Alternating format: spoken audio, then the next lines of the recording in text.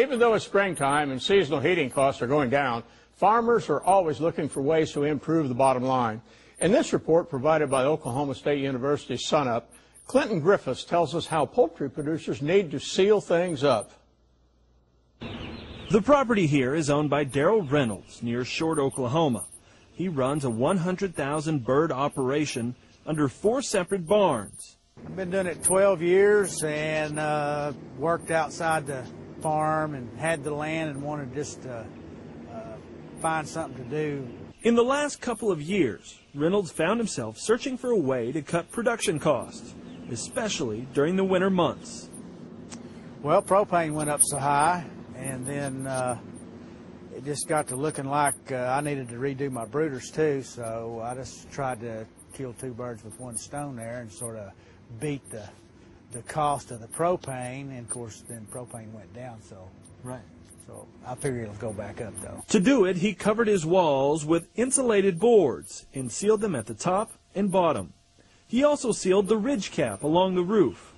Now, when he turns on the barn's air system, Reynolds is able to increase the barn's static pressure. And that static pressure makes a big difference in how comfortable the birds are on the inside. We brought OSU Extension Energy Management Engineer Scott Frazier along to show us why. He started with a little smoke and low static pressure. What we're simulating is a leaky house that doesn't have a lot of static pressure, so the smoke is or the air is not coming in very fast, and because it's colder outside than the warm inside, the air does not go up to the top of the ceiling and scrub off the warm air and bring it down to the bottom. It just kind of comes down and lays down on the floor. So why is this bad? What does this mean? Well, we want to use the air coming in to mix with the warm air that's at the top of the ceiling to because you've paid for that air through heating the propane or whatnot.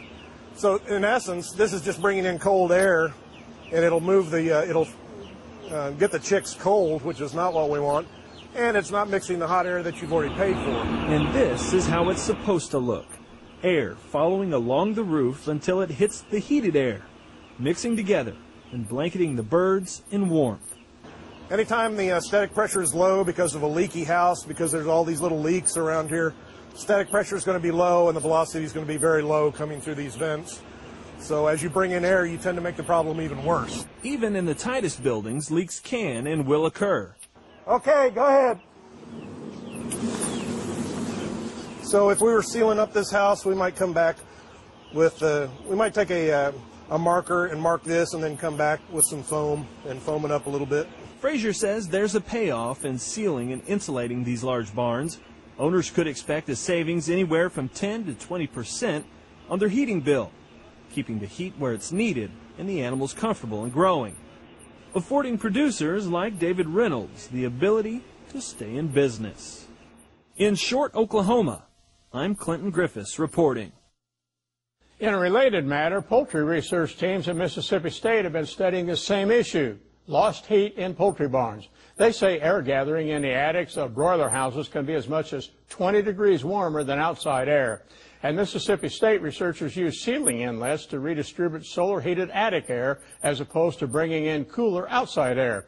They concluded that circulating the warmer attic air within the chicken houses reduced the demand for heat fuel by about 20 to 25%.